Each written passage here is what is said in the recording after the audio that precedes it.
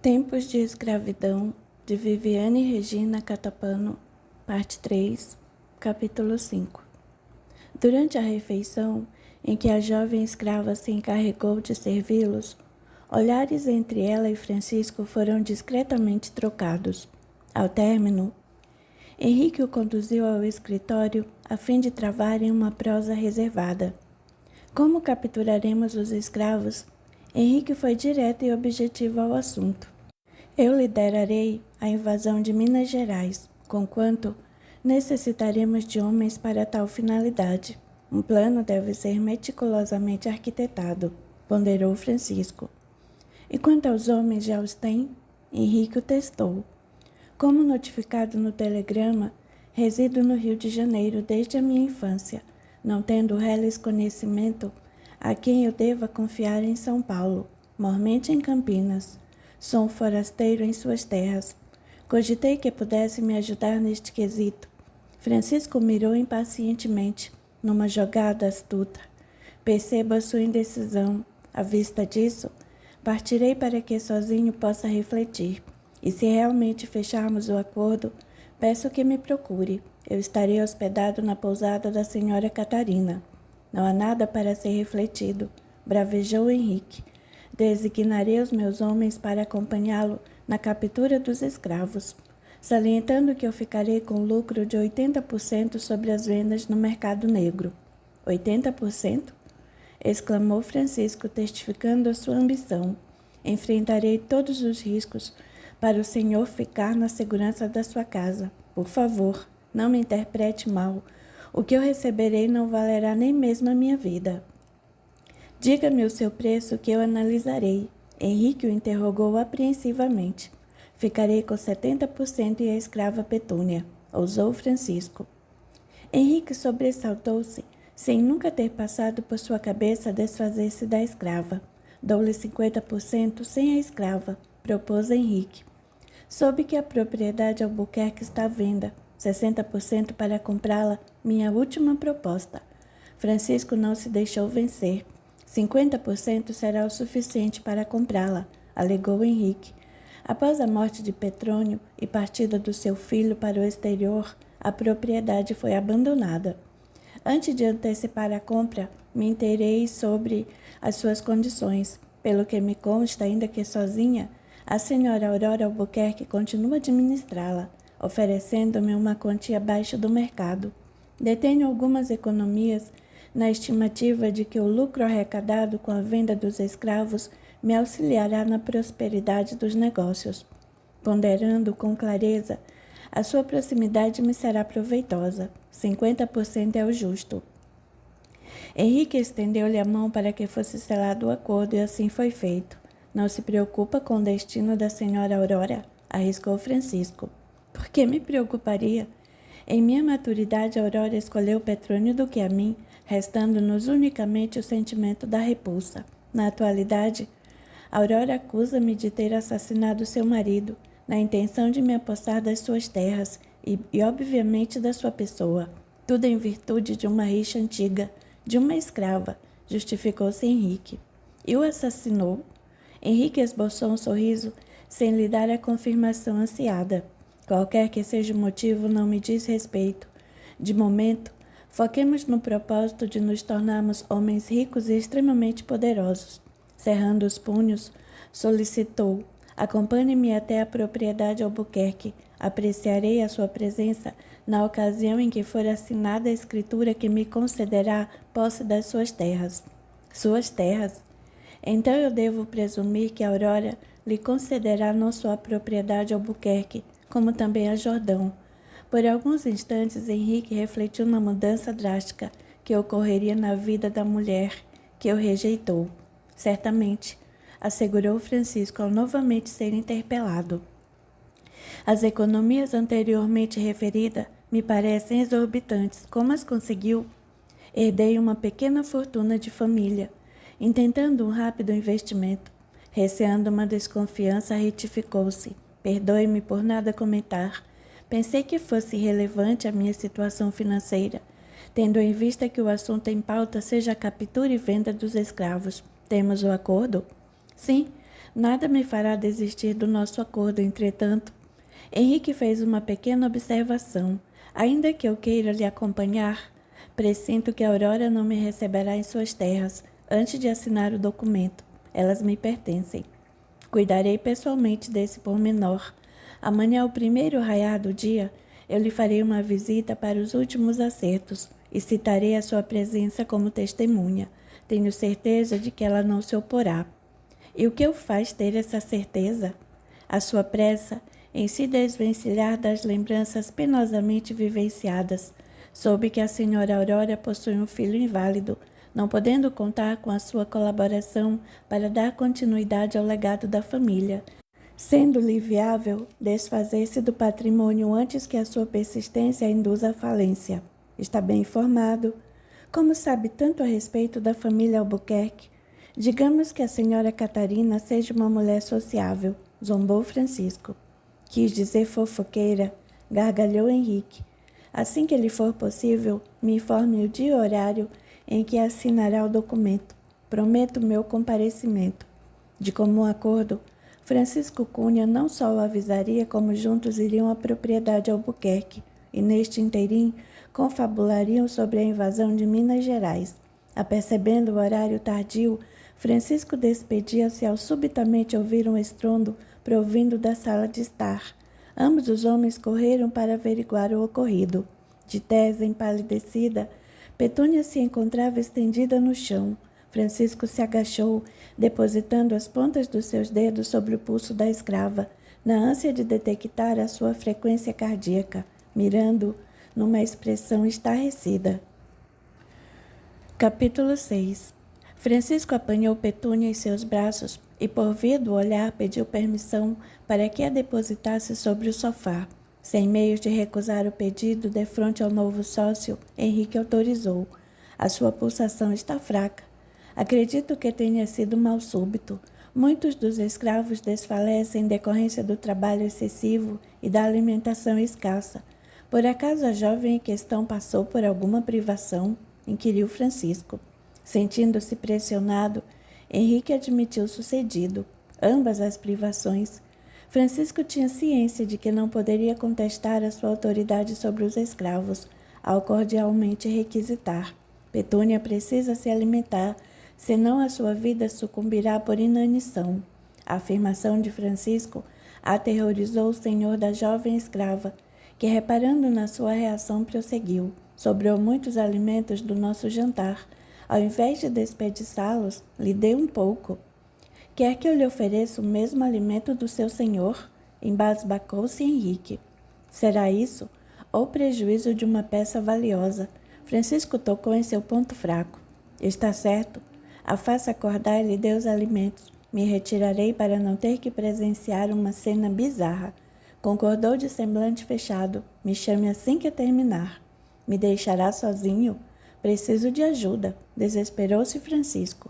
Chamaria o feitor Rodrigo para lhe prestar assistência.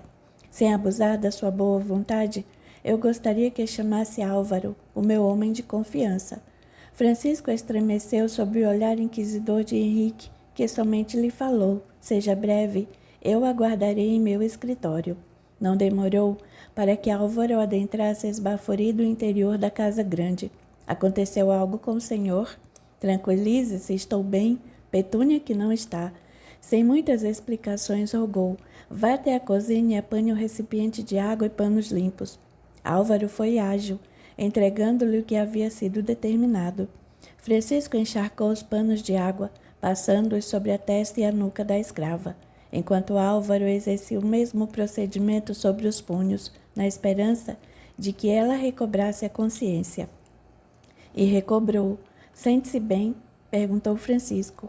Petúnia corou perante a cortesia com que era tratada por ambos os homens. O que houve? Se o senhor Henrique flagrar-me deitada em seu sofá, por certo me punirá.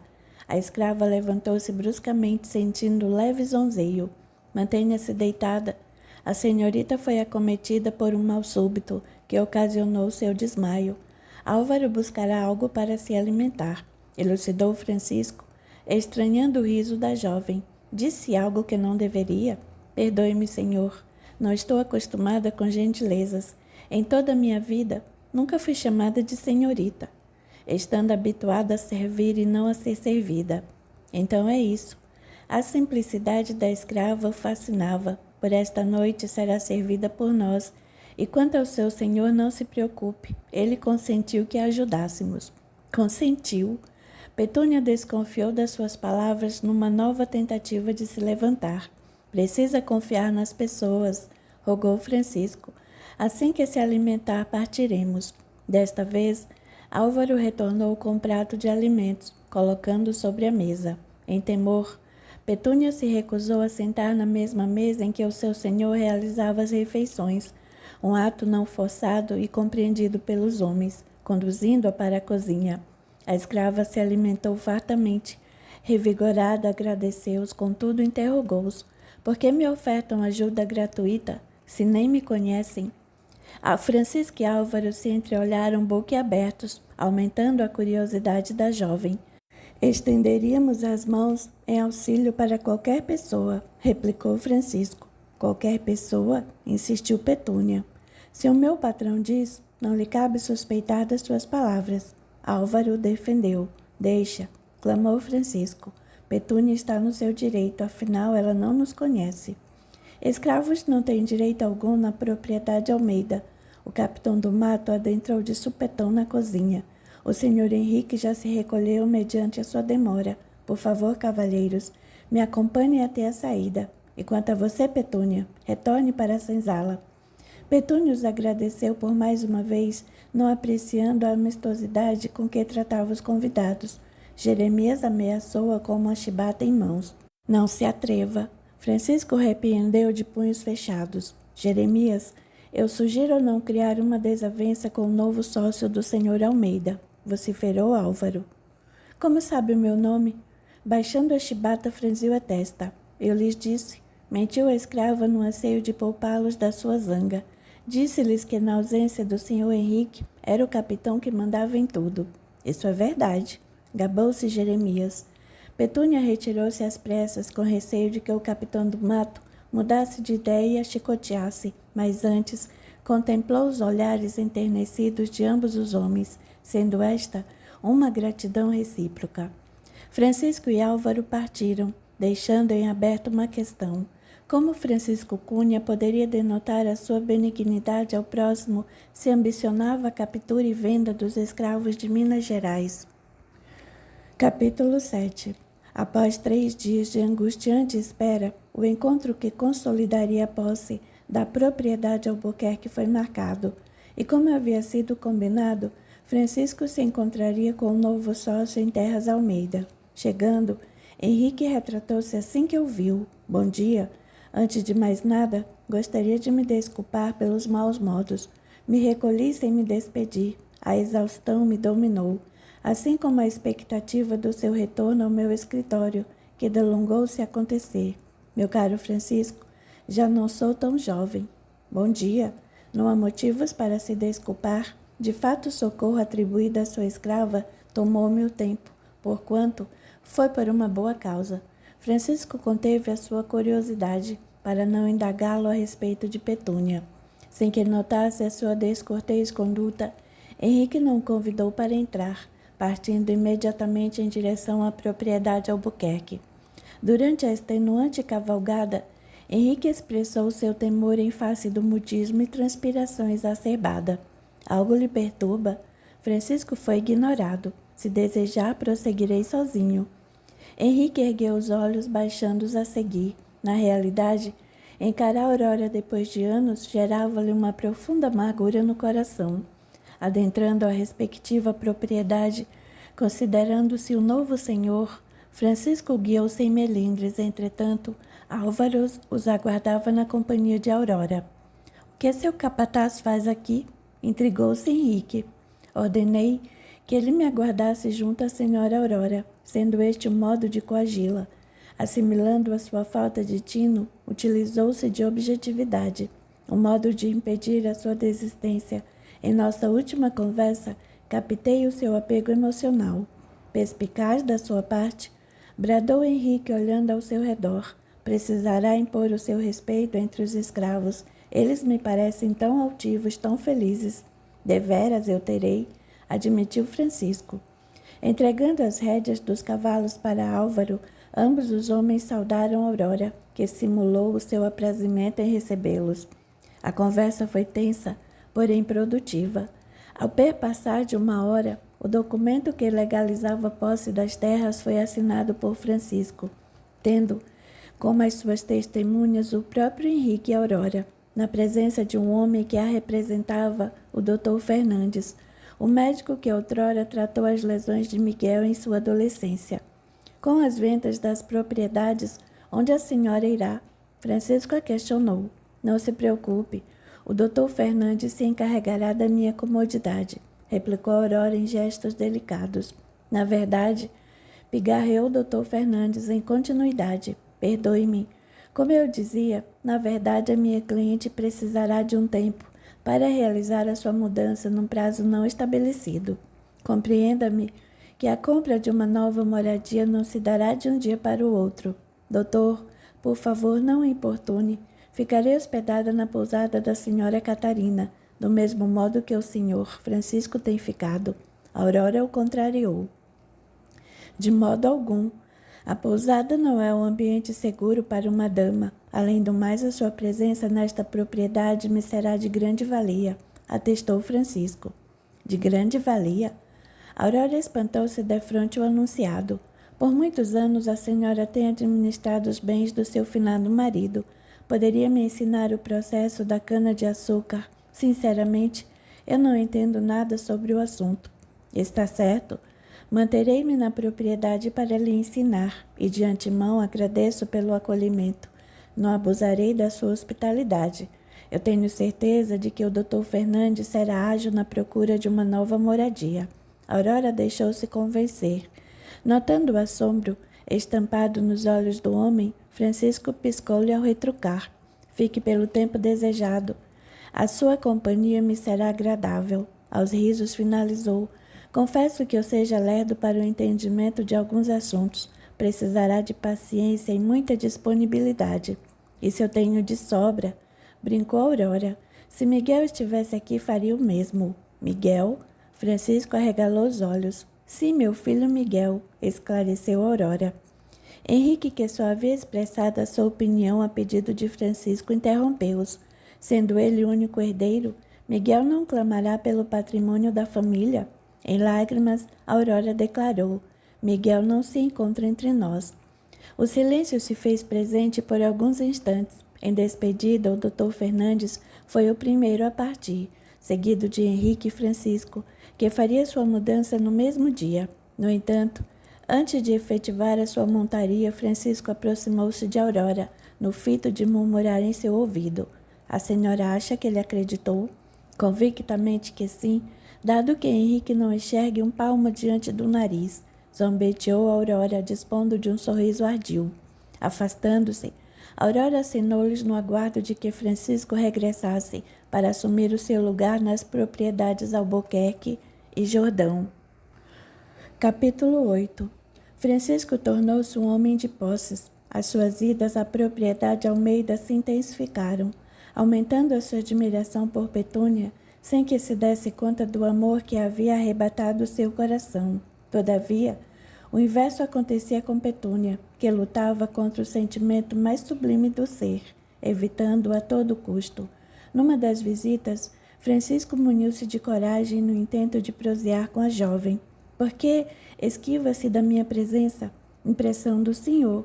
Os afazeres contínuos desta propriedade tolhem-me de agraciá-lo com a atenção merecida. Alegou sem fitá-lo. Agora, se me der licença, eu preciso auxiliar um amigo. Um amigo? Desconfiou Francisco, seguindo-a. Atestando a veracidade das suas palavras, atemorizou-se com a cena presenciada. O que houve com esse escravo? As feridas das suas costas estão em carne viva. Sebastião foi chicoteado pelas mãos do capitão do mato. Ele quase morreu por mim. As suas feridas não cicatrizam. Lágrimas derramaram-se pela face da jovem escrava. Tenha paciência, logo cicatrizarão. Conte-me o sucedido, por favor. Francisco ofertou um lenço, negado pela jovem que se afastou. Na ocasião em que socorreu-me do desfalecimento, Sebastião guardou 2 porções de alimentos à espera do meu retorno, encontrado por Jeremias, que conceituou seu feito um roubo. Sebastião foi conduzido ao tronco, recebendo chibatadas que não merecia. A escrava relembrou-se do seu desdichoso passado. Em minha infância, fui injustamente acusada pelo mesmo feito. Contudo, o senhorzinho Miguel me defendeu das chibatadas, pagando muito caro pela consequência dos seus atos. Soube do seu falecimento, sentindo uma profunda tristeza por não ter expressado a minha eterna gratidão e bem-querença. Palavras não precisam ser enunciadas para que possamos corresponder os sentimentos do coração. Comoveu-se Francisco, porque não requisitou a minha ajuda ou meramente do senhor Henrique. O senhor havia partido juntamente com o feitor Álvaro. Já o senhor Henrique dormia e, se acordássemos, certamente faria o pior. Lamuriou-se a jovem escrava, que, notando uma nova tentativa de aproximação, vociferou: por que encena sua preocupação? Afinal, é um senhor de escravos e de terras, não desdenhe da minha inteligência. Por que desdenharia? A minha preocupação é de fato real, afligiu-se Francisco. Petúnia virou-lhe o rosto e, agachando-se ao lado de Sebastião, passou em suas costas um preparado de ervas, ao repentinamente ouvir a sua advertência. Não desacate o senhor, conhece o destino de um escravo indisciplinado. Envergonhada, a jovem baixou o olhar e, acatando o conselho de Sebastião, a quem tanto respeitava, redimiu-se. Senhor Francisco, perdoe-me pelos dizeres embrutecidos, não foi a minha intenção. Eu a perdoarei, se me disser o que se passa em seu coração. Por que me evita? Por que me trata com tanta repulsa? Por que não acredita que eu esteja disposto a ajudá-la? Não o evito. Eu apenas me coloco no meu lugar de escrava. Petúnia mirou Sebastião, como se lhe pedisse consentimento para falar, um consentimento aprovado através do olhar. Pede-me para acreditar no Senhor. Diga-me, como eu poderei se amanhã partirá no comando de uma missão que visará a morte e captura dos meus irmãos, dos quais serão vendidos no mercado negro, como um dia eu fui? Quem lhe contou? O desespero tomou conta de Francisco. Levantando-se, a escrava revelou: ninguém me contou, visto que o assunto mais discutido entre os feitores seja este.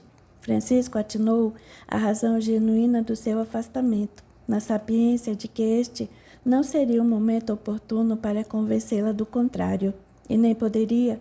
Vidas estariam em risco, inclusive a sua. De certo, me considero um homem desalmado. Não a julgarei por isso, mas saiba que eu tenho os meus motivos esses que eu não poderei explanar, não agora. Diversas questões formularam na mente da escrava, conquanto o chamado enfático do feitor Rodrigo impediu-a de clarificá-las. Eu preciso atendê-lo. Quer que eu vá? Prontificou-se Francisco. Não será necessário. Rodrigo é um bom homem. Creio que é o único nessa propriedade. Provocou a escrava, retirando-se às pressas. Francisco controlou o ciúme, mas não a tristeza do seu coração, por via dos pensamentos odiosos que a jovem teria sobre a sua pessoa.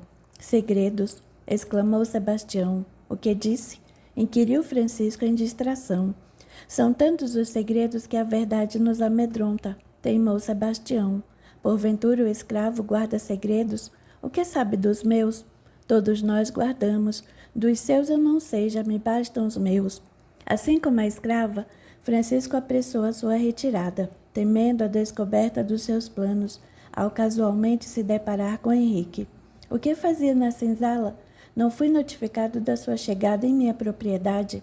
Francisco necessitaria de uma boa justificativa para driblar o flagrante, e sem embaraço, encenou seu assombro, numa astúcia e falsa alegação. Senhor Henrique, adentrei em sua propriedade não encontrando ninguém que pudesse anunciar a minha chegada. Temendo o pior, encaminhei-me à casa grande a fim de chamá-lo. Não obtendo resposta, resolvi procurá-lo. Peço-lhe desculpas pela suposta invasão. Ninguém o recepcionou. Henrique exprimiu a sua perplexidade. Onde estão os meus homens? Onde está Jeremias? Por certo, ocupados. Francisco tentou despistá-lo. Na realidade, ele havia adentrado na propriedade às escondidas, no almejo de prosear com a escrava, sem a vigilância dos feitores, ou tão somente do capitão do mato. Por favor, não rale com os seus homens, a culpa foi toda minha.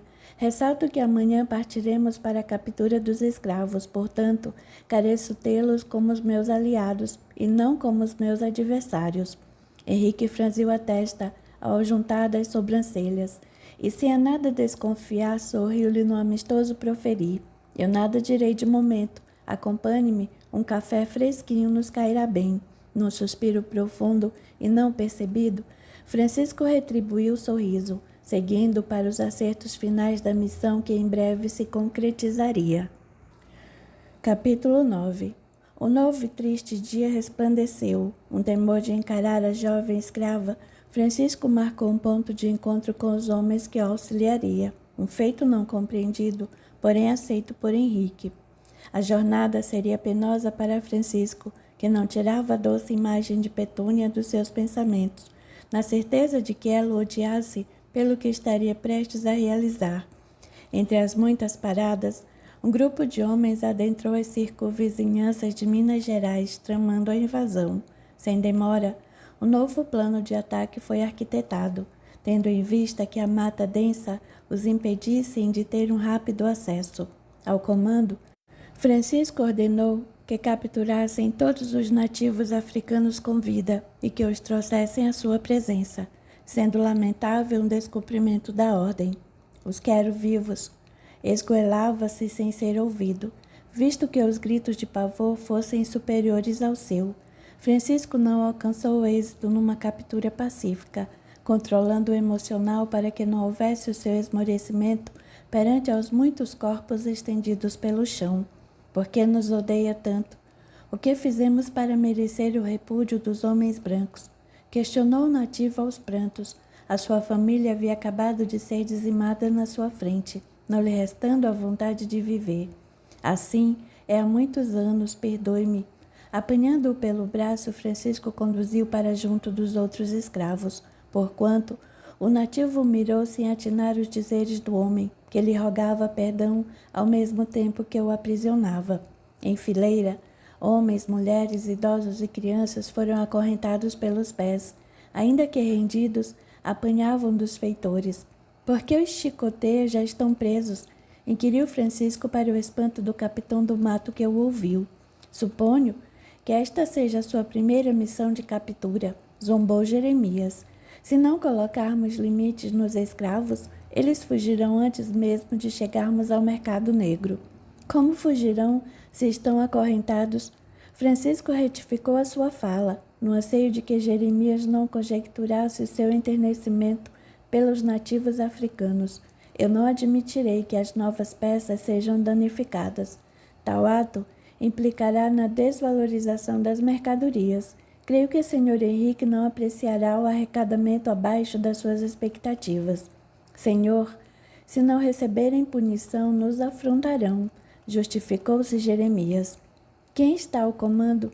Francisco indagou rispidamente. Vendo abaixar a cabeça, foi a sua vez de zombar. Foi o que pensei. Volte ao trabalho. Jeremias bufou de raiva, retirando-se, sendo-lhe detestável a companhia de Francisco. O retorno foi extenuante, para não dizer aterrorizante.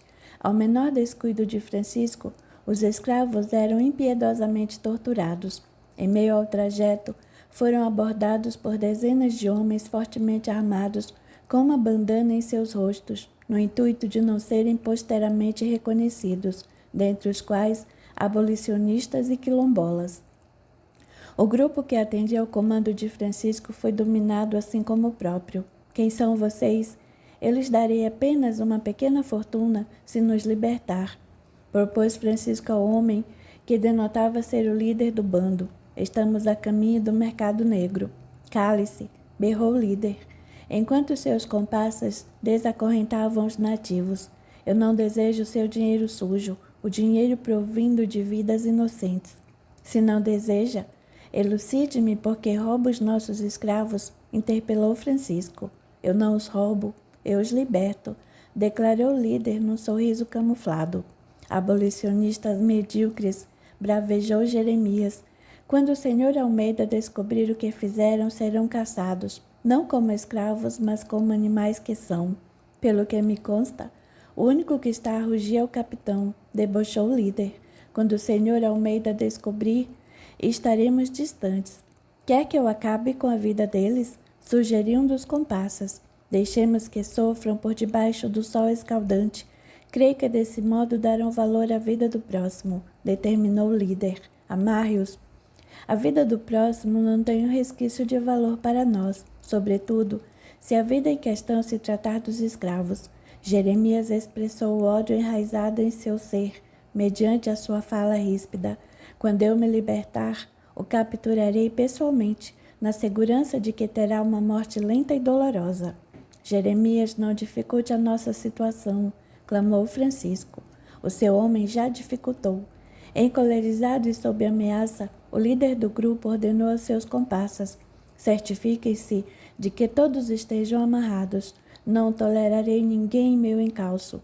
De forma ágil, os comparsas averiguaram as amarras, tanto dos pés como das mãos, que foram grotescamente colocadas para trás dos seus corpos, esquecendo-se de Francisco, que acuado não havia reparado que a corda que o prendia mantinha-se frouxa, podendo se soltar assim que lhes virassem as costas. E assim, os abolicionistas conduziram os nativos africanos para um refúgio protegido, o Quilombo dos Palmares. Capítulo 10. Passados-se horas de agonia, Francisco se desamarrou, pasmando os demais homens que tensionavam a realização do mesmo feito. Me liberte, vociferou o capitão do mato. Propositalmente, Francisco ignorou seu apelo, deixando por último. Por fim, todos os homens foram soltos num misto de indignação e revolta. O patrão nos arrancará o couro, visto que muitos recursos foram gastos para a captura dos escravos. Jeremias fitou Francisco ensandecidamente, culpando-lhe pelo infortúnio. Não soube nos liderar, por isso os perdemos, assim como a nossa dignidade. Fala-me de dignidade como se a tivesse, revidou Francisco. Uma luta corporal se iniciaria, se alguns dos homens não interviessem. Isso não ficará assim, bravejou Jeremias, empurrando-os a fim de se retirar. Durante a cavalgada em regresso à propriedade Almeida, nenhuma palavra foi trocada, atestando a rivalidade entre Jeremias e Francisco. Recepcionados por Henrique, que estranhou o adiantado da hora, Jeremias defendeu-se de qualquer acusação antes que Francisco outorgasse o seu parecer. Patrão, o comando da missão foi entregue ao homem errado. Garanto-lhe que se tivesse em minhas mãos tudo sairia conforme planejado. Henrique desconsiderou as suas explicações, dirigindo-se ao sócio que disfarçou seu aprazimento. Tem algo a me dizer? Em poucos minutos, Francisco relatou o sucedido, enfurecendo. O movimento abolicionista tem se tornado mais forte ao decorrer dos anos. Vacilei em não muni-los com armamentos. Muitos senhores de escravos perdem os seus investimentos em ocorrências similares. Agora foi a minha vez. Perdoe-me, eles eram muitos. Não teríamos a menor chance de revide. Jeremias está certo. Eu fracassei no comando, desmerecendo a sua confiança. Não fale bobagens. Henrique o repreendeu. Vamos, entre. Deve estar exausto. De fato estou. Francisco replicou em súbita aceitação. Patrão, e quanto a mim? Questionou Jeremias. Entre também. Tenho uma proposta tentadora a lhes fazer. O sorriso escarnecedor de Henrique estremeceu Francisco. Dispensando os homens que estavam ao seu comando, Francisco adentrou a casa grande ao lado de Jeremias, contendo a sua ira para não esmurrá-lo. Inquieto, perante a conduta serena de Henrique, Francisco interrogou: a perda dos seus recursos não lhe aborrece? Aborrece-me comedidamente. Entretanto, eu sabia dos riscos, confessou Henrique. E mesmo assim, nos enviou para a captura dos escravos. Jeremias manifestou a sua desaprovação. Estaríamos todos mortos se não fosse, mas não estão. Termine o que começou se não fosse, exigiu Henrique. Se não fosse a aptidão do senhor Francisco em soltar-se das amarras que o prendiam, admitiu Jeremias contraditoriamente a sua vontade. Novamente, Francisco disfarçou seu aprazimento num festejo íntimo, sendo esta uma vitória sobre o inimigo. Deveras, Jeremias lhe causava repulsa. Senhor Henrique, não desejo pressioná-lo, contudo, gostaria de retornar o mais breve possível para minha residência. Necessito de um banho, uma farta refeição e, obviamente, um descanso, ainda que não me seja merecido, enunciou Francisco. Compreendo perfeitamente a sua posição. À vista disso, eu lhes darei a oportunidade de remissão. Tanto o senhor como Jeremias servirão aos meus propósitos, garantiu Henrique. E que propósitos serão estes? Abismou-se o capitão do mato. Invadiremos o quilombo, bradou Henrique sem rodeios. Isso é um disparate. Seremos mortos antes de chegarmos ao quilombo. As estradas são vigiadas e o contingente de homens que o habitam é superior ao nosso, contestou Francisco. Arranjaremos o meio de capturar outros escravos e assim reembolsá-lo dos prejuízos. Eu não almejo um reembolso. A lucratividade que terei não se comparará a uma reles captura de escravos. Arquitetaremos um plano infalível, contratarei mais homens, comprarei armas e munições no intento de enfrentarmos os quilombolas e até mesmo os abolicionistas de peito aberto. Senhores de escravos se aliarão a mim. Meus caros, presinto que desta vez venceremos. Posso contar com vocês. Henrique deixou sem escapatória. Por certo, uma recusa seria considerada uma desfeita. Francisco atribuiu seu apoio num forte aperto de mão. Por sua vez, Jeremias calculou aos risos os ganhos que obteria, assim como as escravas que coagiria para satisfazer os seus sórdidos desejos, um ato assimilado por Henrique, que eu conhecia intimamente. Eu posso me retirar? Francisco clamou por sua partida. Certamente, anuiu Henrique. Francisco dirigiu-se ao seu cavalo. Em desatenção, subiu sem reparar que uma ínfima distância Petúnio observava em lágrimas, na difícil aceitação de que o homem que tempos atrás havia lhe esbanjado gentilezas fosse o bárbaro que capturava o seu povo. Capítulo 11. Os planos de ataque ao quilombo dos Palmares perduraram por dias. Tudo haveria de ser meticulosamente estudado e analisado. As visitas de Francisco à propriedade Almeida se tornaram frequentes, assim como o desprezo da jovem escrava que amargurava o seu coração. Numa ocasião em que o capitão do mato havia acompanhado Henrique à residência de um dos senhores de escravos, Francisco aproveitou-se da oportunidade, indo à procura não de Petúnia, mas de Sebastião. Sorrateiramente, adentrou na senzala e, sem avistá-lo, requisitou a uma velha escrava que o chamasse no plantio, contudo em sigilo. Em minutos, Sebastião atendeu à solicitação, sem a nada compreender. O senhor aqui o que quer de mim? Inquiriu perplexamente. Eu preciso da sua ajuda. Preciso que leve um comunicado ao quilombo. Senhor, por favor, não me peça isso. A minha ausência será notada pelos feitores. Se me apanharem, eu serei atrozmente castigado. Apavorou-se o escravo. Designarei homens de minha íntegra confiança para escoltá-lo. Estará protegido. Se não houver a presença de um escravo entre eles, os quilombolas os matarão antes de anunciarem o comunicado, esclareceu Francisco. Desconfiado, Sebastião formulou uma nova questão. Arriscaria minha vida por qual comunicado? O comunicado de que o quilombo dos Palmares será invadido no aproximado de 5 dias. Atentando à sua hesitação, anunciou: terá a sonhada liberdade junto aos quilombolas. Esta será a sua gratificação pelo auxílio prestado. Que os meus irmãos me perdoem, mas eu não posso. Não pode ou não quer? Francisco estranhou a conduta do escravo, principalmente a recusa da sua liberdade. Senhor não entenderia. Fiz uma promessa a um irmão nativo. A fuga acarretará na minha desonra. O destino nos colocou frente a frente sem que nada fosse planejado. Fale-me por enigmas. Pressuponho que este seja o segredo outrora mencionado. Quem o destino colocou à sua frente? Francisco pressionou sem êxito. Confidenciarei o meu segredo na intenção de que faça o mesmo, se assim o desejar. Eu sou um abolicionista. Não fomos atacados ao regresso da missão de captura. Tudo havia sido planejado. As amarras que me prendiam foram propositalmente afrouxadas, assim como a fuga dos nativos. O escravo arregalou os olhos, pensamentos confusos o atordoaram. Por que mentiu para Petúnia? Por que nos fez acreditar que era um senhor de escravos? A verdade os colocaria em risco, e ainda os coloca, assim como Francisco revelou a sua procedência, rogando a sua máxima descrição. Então é o senhor, surpreendido mediante a bombástica revelação e recíproca da sua sinceridade, o escravo expôs a vida pessoal. O meu nome é Jamal. Anos atrás eu conheci Nobussu, pai de Edete, agora Petúnia. Quando fomos capturados na ilha de Moçambique, prometi que na sua falta eu daria minha vida para encontrá-la. Ao casualmente identificá-la nesta propriedade, por vezes, conjecturo que Deus tenha guiado os meus passos, a fim de concretizar a minha promessa. Nobunso serviu ao nosso antigo senhor. Desafortunadamente, fomos separados.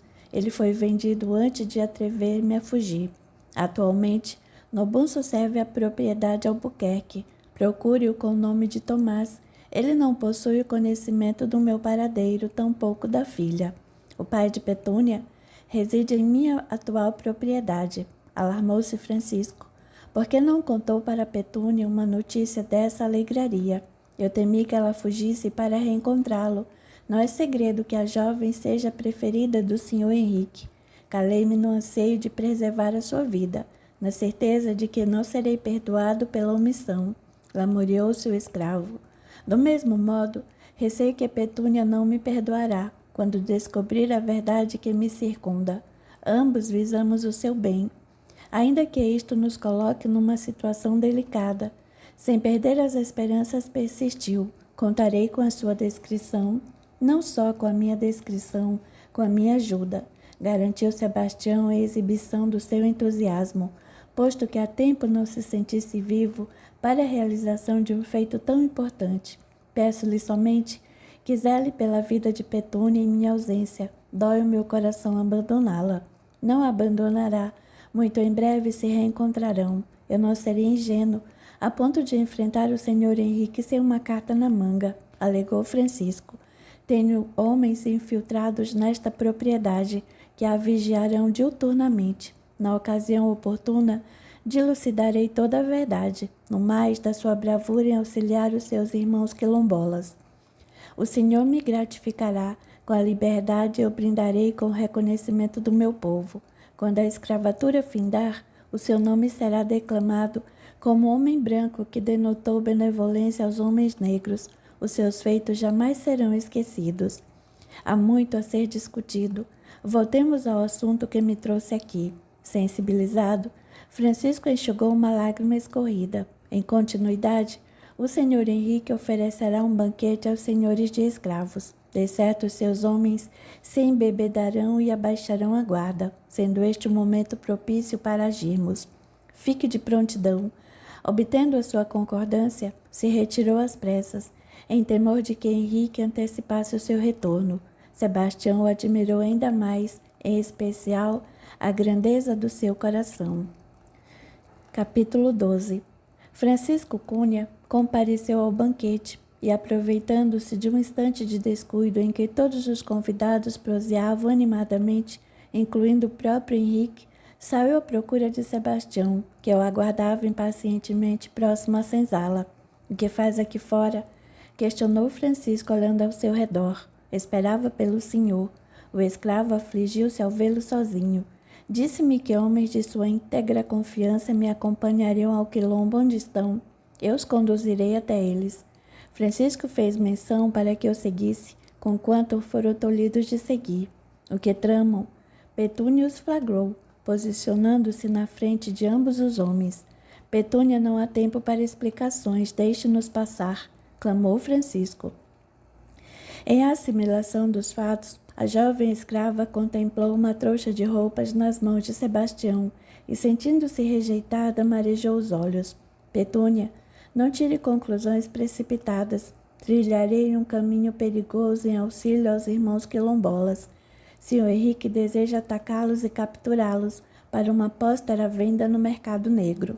O banquete que sucede no interior da Casa Grande tem por finalidade os acertos finais da invasão. Não partiria se não fosse por uma causa nobre. Sebastião conteve a emoção. Em solicitação, o senhor Francisco asseverou a sua segurança. Confie nele. Irei com você, prontificou-se a escrava. Petúnia, eu lhe suplico, não seja teimosa. Não permitirei que nada te aconteça. Quando os ânimos serenarem, cuidarei pessoalmente da sua libertação e dos escravos que residem nesta propriedade, afirmou Francisco, sob o olhar inquisidor da jovem escrava, que o atacou em palavras que feriram profundamente o seu coração. Isso se trata de uma emboscada para ferir Sebastião, o homem desalmado que tortura e captura os meus irmãos. Não é digno de qualquer sentimento aprazível e alma e ao espírito. Por favor, deixe-nos em paz. A sua presença me causa asco. Arrependo-me do dia em que deixei-me ludibriar com seus encantos. Petúnia não é o que parece. Deixe-me explicar. Por mais que tentasse, Francisco não conseguiria argumentar as suas razões. A jovem estava arredia e descontrolada. Tudo é o que parece. O Senhor é igual a todos os homens.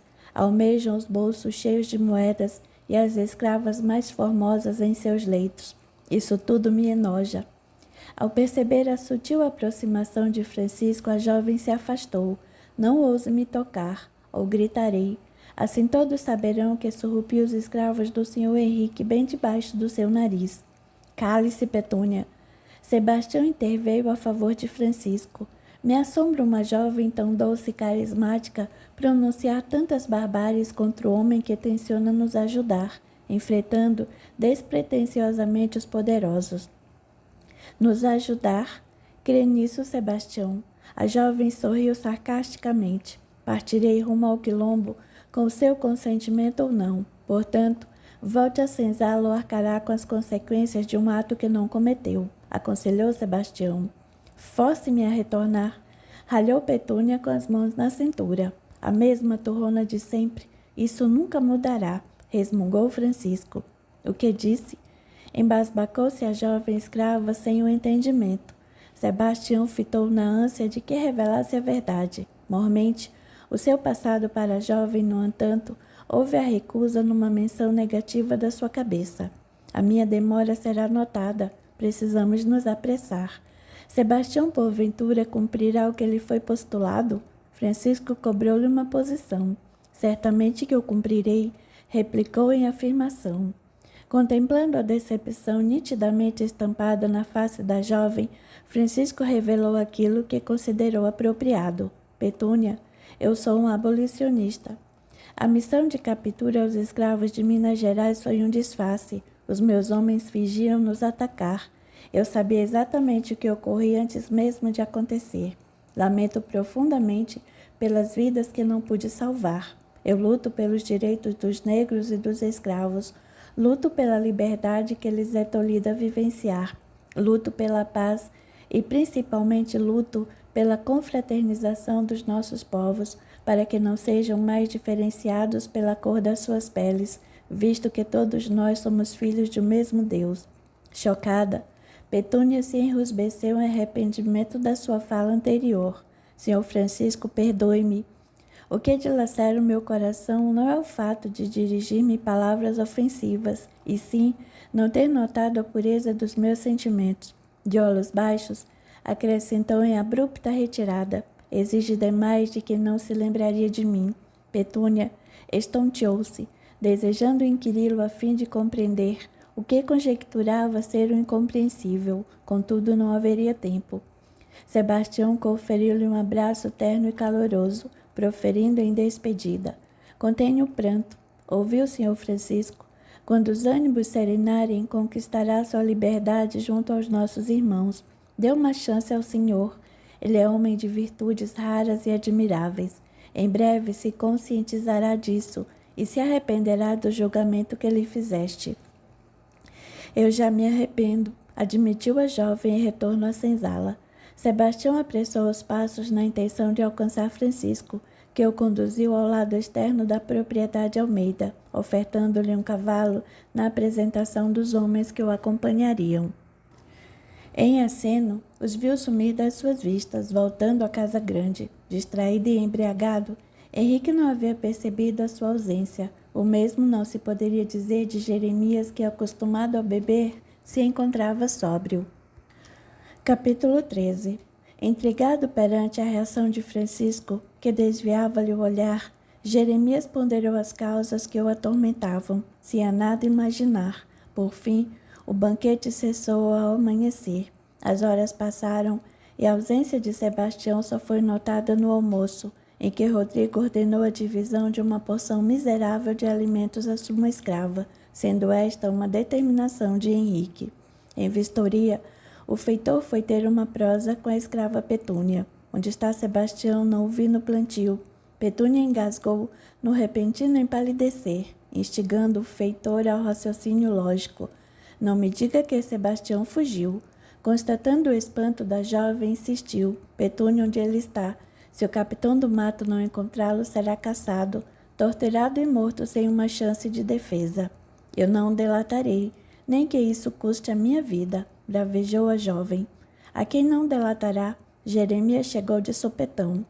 Um feitor que tentou se engraçar com Petúnia à vista disso, ela recém revide de o entregar. Para a surpresa da escrava, Rodrigo mentiu em seu benefício. Não se preocupe, cuidarei disso pessoalmente. Espero que cuide. O patrão não apreciará a descoberta e a culpa recairá sobre mim. Tenho conhecimento de que eu seja o responsável pela segurança da escrava. Se não fosse por isso, eu a teria possuído. Proferiu Jeremias como se a jovem não tivesse em sua presença. Não descobrirá se ninguém contar. Rodrigo lhe conferiu uma rápida piscadela. Na certeza de que eu havia despistado, o feitor aconselhou-a: retorne ao trabalho e proceda como se nada tivesse acontecido. Não demorará para que o capitão aperceba a ausência de Sebastião. Por que me ajuda? A jovem recordou-se dos dizeres de Francisco, em que homens de sua confiança estariam infiltrados na propriedade Almeida, porém nada comentou, temendo que a assistência de Rodrigo não passasse de uma mera coincidência e a sua precipitação colocasse em risco os planos de liberdade propostos aos seus irmãos. Ao término da refeição, em que se preparava para o retorno dos seus afazeres, a escrava ouviu o chamado autoritário do capitão do mato. Petúnia, onde está Sebastião? Rodrigo se aproximou de ambos, numa fala antecipada. Sebastião está na moenda. Requisitei que fosse para lá. Há muitos escravos na colheita dos grãos. Um trabalho puxado não lhe fará mal. Gargalhou forçadamente. Estive na moenda e não o encontrei. Por certo, fugiu. Notificarei agora mesmo o senhor Henrique. Creio que eu saiba quem o ajudou. Venha comigo. Jeremias foi taxativo. Os dizeres atemorizaram a escrava, na suspeita de que Francisco corresse perigo. Acompanhando os dois homens com o olhar, Petúnia decidiu agir, anelando minimizar do remorso que corroiu seu ser. Sem melindres, surrupiou dos cavalos no fito de procurá-lo, ciente de que ele havia comprado a propriedade pertencente ao seu antigo senhor. Ao dificultosamente montá-lo, ganhou distância, no entanto foi tolhida de prosseguir. Francisco, que adentrava a propriedade, barrou a sua passagem. Desça do cavalo, ordenou rispidamente. Me dê as rédeas. A sua fuga implicará numa conduta desastrosa para si mesma. A jovem acatou a sua determinação, impossibilitada de dizer a sua real intenção. Retorne aos seus afazeres. Magoado, Francisco almejava afastá-la de si. O senhor nunca me perdoará, não é mesmo? Inquiriu acanhadamente. Petúnia, este não é o momento adequado para discutirmos. Se me flagrarem com um dos cavalos do senhor Henrique, ainda mais em sua presença, presumirão que eu tencionei roubá-la, disse Francisco, seguido de um sussurro que não foi por ela ouvido, se bem que há 14 anos este seja o meu desejo. Não quer saber a razão da minha fuga? Teimou a jovem. A sua liberdade já foi prometida, tenha paciência. Quanto ao restante, nada me importa. Na realidade, Francisco se importava em muito, expressando o inverso no conceito de que ambos fossem de um mundo diferente. Um mundo que não seria oportunizado o amor entre um senhor de terras e uma escrava. Um mundo de preconceitos, ainda que não os tivessem. Antes que eu vá, Permita adverti-lo de que a fuga de Sebastião foi descoberta pelo capitão do mato. Neste instante, ele e o feitor Rodrigo se reportam ao senhor Henrique. Recuperando o fôlego num tremor moderado, concluiu: acautele-se, o capitão desconfia do senhor. Petúnia se afastou. O amor que embraseava os seus corações foi novamente ignorado. Francisco conduziu os cavalos ao estábulo. Num respiro profundo, inflou o peito de ar. De cabeça erguida e postura ereta, direcionou-se à casa grande, posto que enfrentar Henrique fosse o sensato, a se fazer no anseio de se desvencilhar de qualquer desconfiança. Capítulo 14. Como se nada soubesse, Francisco adentrou a casa grande, dispondo de um largo sorriso em seu semblante. Bom dia, senhor Henrique, recuperando-se da noite anterior. Não há nada de bom neste dia, respondeu-lhe com hostilidade. O capitão informava-me sobre a fuga de um escravo. Suponho que saiba algo a esse respeito. Como saberia? A sua pergunta insulta-me. Francisco manteve uma postura firme. O senhor ausentou-se do banquete por um bom tempo. Poderia nos dizer onde esteve? Indagou Jeremias. Fartei-me no banquete, embebedei-me, tensionei um pouco de ar fresco. Se isto for um crime, considerem-me culpado. Henrique não teria razões para suspeitar de Francisco, dando por encerrada a discussão, embora a opinião de Jeremias fosse oposta à sua. Se for do seu desejo, selecionaria alguns homens para a captura do escravo. Estando ao comando da missão, arriscou-se Francisco. Então o senhor sabe a qual escravo nos referimos? Provocou Jeremias. Todo escravo é negro, e isto já me basta para iniciar uma caçada. Sem suprimentos ou montaria, não sobreviverá em meio à mata. Francisco revidou ao ataque, na segurança de que tudo havia sido providenciado para que Sebastião e seus homens não passassem por privações. Henrique testemunhava a rivalidade de ambos os homens, quando de repente lançou seu olhar sobre Rodrigo, que não teria proferido uma palavra desde a sua chegada. O que acha disso tudo? Confia no senhor Francisco? O feitor Rodrigo petrificou-se por alguns segundos. Em todos os anos de trabalho, ainda que remunerados, Henrique nunca requisitou seu parecer. O senhor Francisco nunca fez por merecer a minha confiança. Já ouvi ralhar com os escravos desta propriedade por via dos desleixos de alguns. Na noite anterior eu estive ao seu lado. Proseamos um bocado. Assegure-lhe da sua embriaguez. Deste modo, o que ele diz é a mais absoluta verdade. Seu escravo Sebastião fugiu, não foi por seu intermédio. Sebastião, exclamou Francisco, não pelo mencionado do nome, e sim por Rodrigo mentir no intuito de resguardar sua vida. Um fato intrigante, ao mesmo tempo em que preocupante, tendo em vista que ele não fosse um dos seus homens de confiança infiltrados na propriedade Almeida. Estão dispensados. Henrique dirigiu a sua fala ao capitão e ao feitor, que acataram imediatamente a sua ordem. Por outro lado, Francisco recebeu um convite. Acompanhe-me no desjejum matinal. Preciso instruí-lo no que implicará a invasão do quilombo. Certamente, aceitou no suspiro aliviado, seguindo com o olhar a retirada do feitor, que, constrangido, baixou a cabeça. O diálogo foi pacífico, em denotação da sua confiança. Henrique o colocou novamente ao comando da missão, prometendo-lhe lucros superiores ao ambicionado pelos senhores de terras e de escravos. Com o pretexto de um compromisso, Francisco apressou a sua partida, porquanto foi à procura de Rodrigo, que se assustou mediante a sua brusca abordagem. Porque mentiu? Almeja chantagear-me? Não, senhor. Isso não me passou pela cabeça. Defendeu-se o feitor. Não me ajudaria gratuitamente. Desembucha o que viu, pressionou Francisco. Não vi nada, senhor, eu juro. Pressenti que o capitão do mato quisesse dar cabo da sua vida. No outro dia, ele me confidenciou a troca de olhares entre o senhor e Petúnia. Por isso eu menti. Não almejo nada em troca, nem mesmo uma mísera recompensa, mesmo porque, se eu voltar atrás com a minha palavra, o morto em questão serei eu. Tenho uma profunda admiração pela escrava, assim como tinha por Sebastião, e acredito piamente que sozinho ele não teria fugido. Alguém lhe prestou auxílio, alguém de dentro da propriedade. Francisco otorgou credibilidade às suas palavras e, sem mais questioná-lo, proferiu: agradeço a sua generosidade. Espero um dia poder quitar a minha dívida de vida. De certo quitará. Petúnio o surpreendeu. Rodrigo, conte-lhe a verdade que outrora me segredou, e garanto que após o feito o senhor Francisco fará o mesmo. Precisamos nos aliar, sem mais mentiras e desconfianças. Em rubor, Rodrigo desabafou as mágoas do seu coração. Sou filho de uma mulher negra e de um homem branco.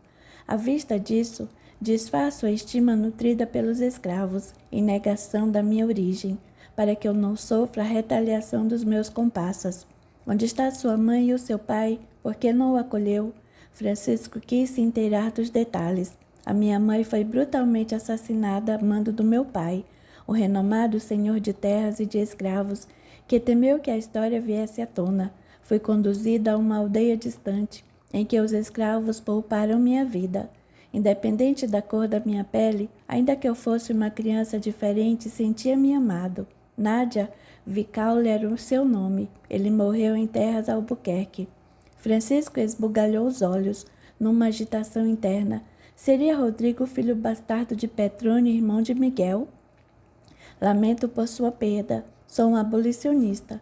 Participei da fuga do escravo Sebastião. Na realidade, roguei por seu auxílio na esperança de que avisasse os quilombolas do ataque. Mirando Petúnia, falou com a voz embargada pela emoção. Desejo abster-me das mentiras e conquistar por definitiva sua confiança. Tenho muito a revelar. Por favor, me encontre ao anoitecer atrás da senzala, receio flagrante de Jeremias. Em comum acordo, todos se encontrariam no local e horário estipulado. Capítulo 15. Francisco regressou à propriedade Albuquerque. Entre as verdades que tão logo seriam ditas, ponderou que uma omissão haveria de perdurar, convicto de que a existência frágil da senhora Aurora não suportaria um desgosto do passado. Apesar de Petrônio ter cometido seus deslizes, ele havia sido seu marido, o único homem a quem jurou fidelidade e o amou numa intensidade nunca imaginada. No anseio de se desvencilhar dos pensamentos ruins, caminhou por sua propriedade e, ao avistar o feitor Álvaro, acenou-lhe numa rápida aproximação. Preciso do seu auxílio, enunciou Francisco, e antes que recebesse a concordância do feitor, emendou uma fala na outra. Preciso que me aponte o escravo Tomás. Perdoe-me a indiscrição. O que deseja com Tomás? Ele fez algo que o desagradou? De modo algum. Na realidade, eu nem o conheço. Entretanto, recebi o informe de que ele seja o pai biológico da escrava Petúnia. Num breve relato, Francisco esmiuçou ao feitor e homem de confiança a conversa tida com o escravo Sebastião, sendo que o próprio Álvaro havia participado da sua fuga, assim como havia sido ele a liderar o grupo que os atacou em terras mineiras, soltando das amarras que o prendiam. Assimilando a sua apreensão, Álvaro o conduziu na presença de Tomás, que, sentado ao chão, permaneceu cabisbaixo na presença do seu senhor. Tomás, o patrão deseja lhe falar, disse o feitor sem êxito. O que ele tem? Desde a sua chegada na propriedade ele se mantém assim, não reage ao meu comando. Somente o senhor para lhe dar abrigo. Se ele caísse nas mãos de um senhor de escravos menos complacente, o teria devolvido ou simplesmente matado, declarou o feitor. Entristece-me vê-lo dessa forma.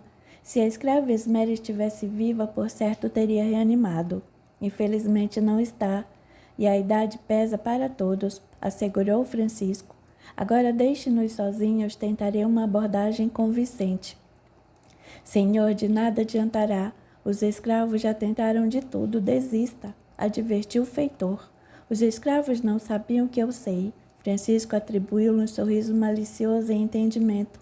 Álvaro voltou aos seus afazeres. Sentando-se à frente do escravo, se pôs a falar. No bunço, conheço o seu passado. O pronunciar inesperado fez com que o coração do escravo se comprimisse em dor. Há tempos ninguém o chamava pelo nome de batismo. Sebastião falou-me ao seu respeito. Ele refugiou-se no quilombo dos Palmares. Acredito que o conheça pelo nome de Jamal. Eu preciso me acostumar com esse nome. Francisco parecia ganhar a sua atenção. Na infância, A sua filha residiu nesta propriedade, não ficou por muito tempo, contudo possuiu a sapiência do seu atual paradeiro. Petúnia se tornou uma jovem formosa e determinada.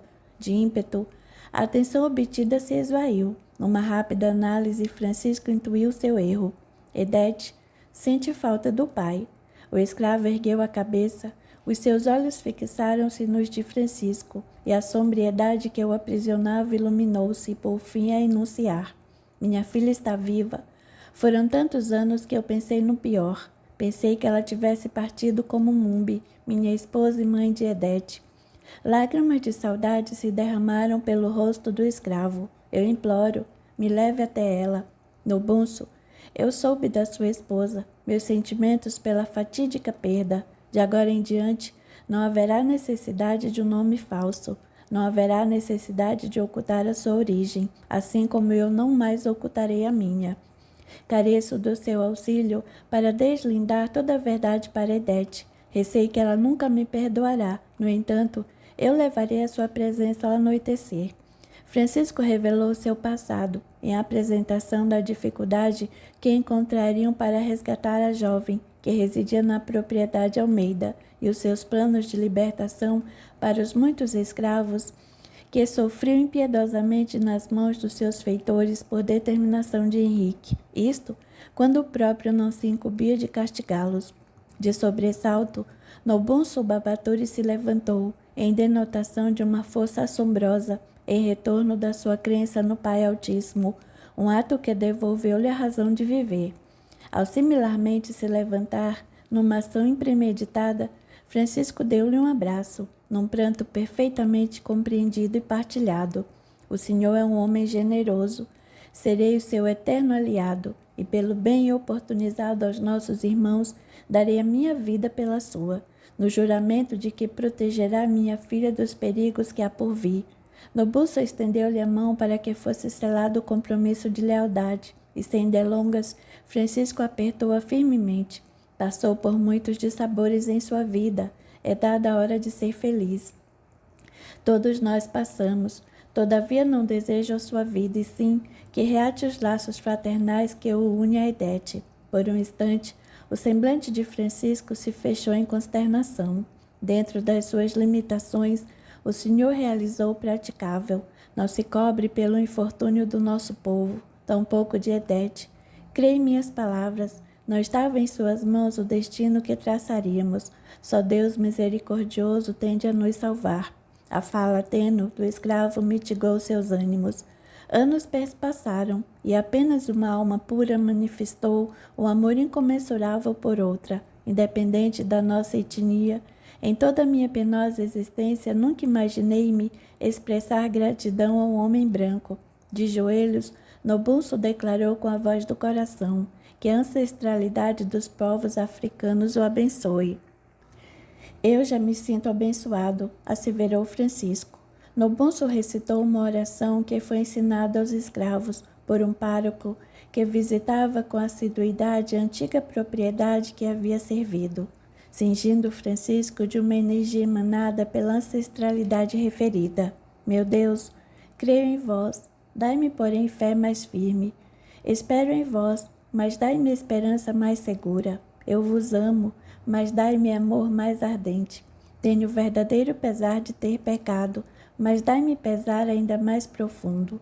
Eu vos adoro como a meu primeiro princípio, por vós suspiro como por meu último fim. Eu vos dou graças como ao meu benfeitor. Eu vos invoco como ao meu soberano defensor. Dignai-vos, Senhor, dirigir-me com a vossa sabedoria, conter-me com a vossa justiça, consolar-me com vossa misericórdia e proteger-me com vossa onipotência. Eu vos consagro e ofereço ao meu Deus todos os meus pensamentos para que sejam vossos, minhas ações para que sejam a vós conformes, enfim os meus sofrimentos, para que sejam por vosso amor suportados. Eu me conformo em tudo com a vossa divina vontade, porque vós o quereis. Suplico-vos, Senhor, que ilumineis o meu entendimento, inflameis a minha vontade, purifiqueis o meu coração e santifiqueis a minha alma.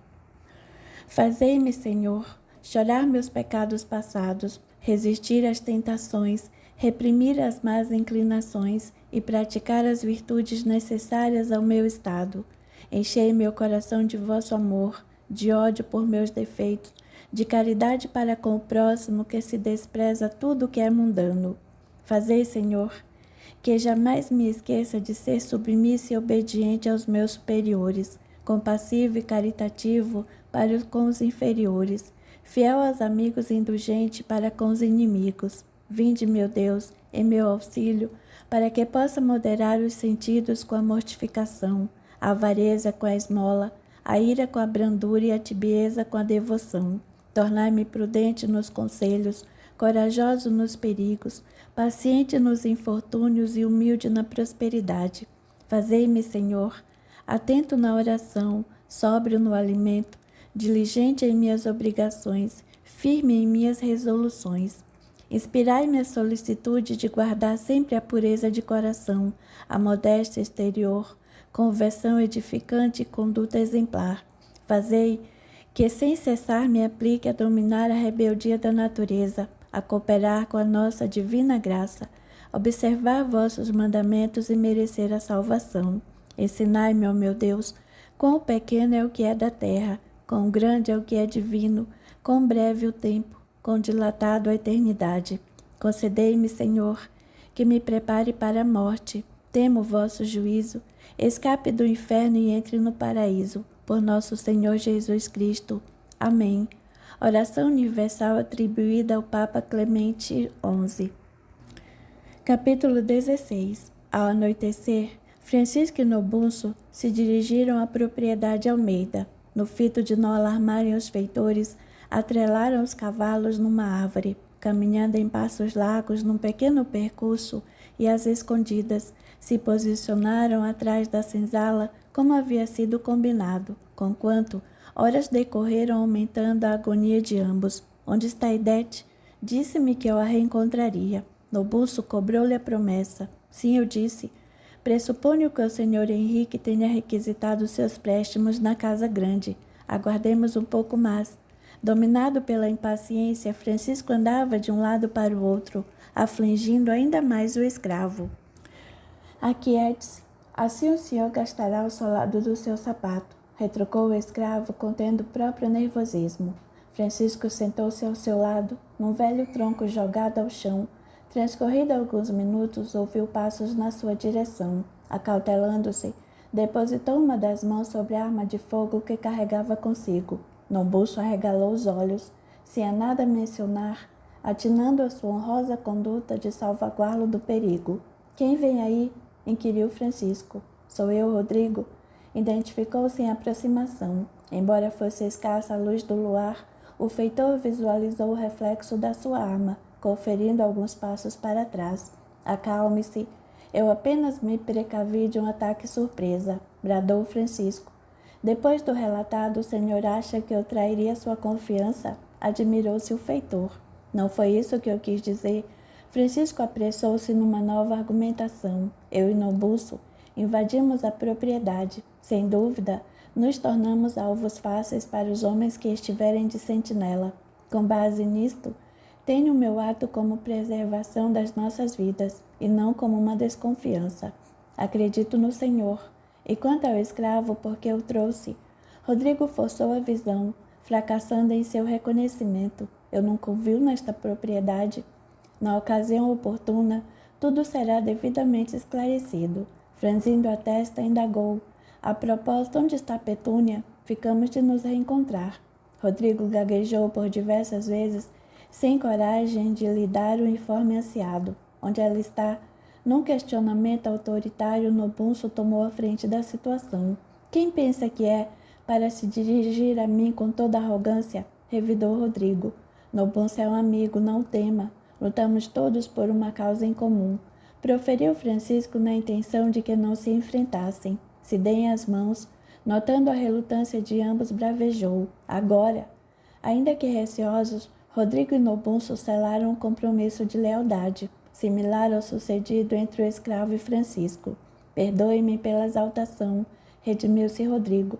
A escrava Petúnia foi encarcerada. Ela está no isolamento sem provisões. O senhor Henrique ordenou-me que ao amanhecer eu a coloque no tronco para chicoteá-la. Minha Idete não. Desesperou-se Nobunso. Minha Idete, como sabe o nome verdadeiro da escrava Petúnia? Intrigou-se o feitor.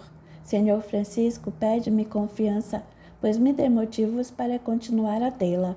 Intimidado, Francisco atribuiu-lhe parte da revelação. Nobunso é o pai de Idete. Eu imploro, não lhe conte nada até que estejamos juntos. Tenciono prepará-la para as confissões que virão, e o feitor faz parte delas. Eu? Exclamou estarrecidamente. Me ajude a resgatá-la e compreenderá o dito, propôs Francisco. Não assimilo a minha ligação com os escravos. Aturdiu-se Rodrigo. A sua ligação não é com os escravos, é comigo, garantiu Francisco, deixando ainda mais confuso.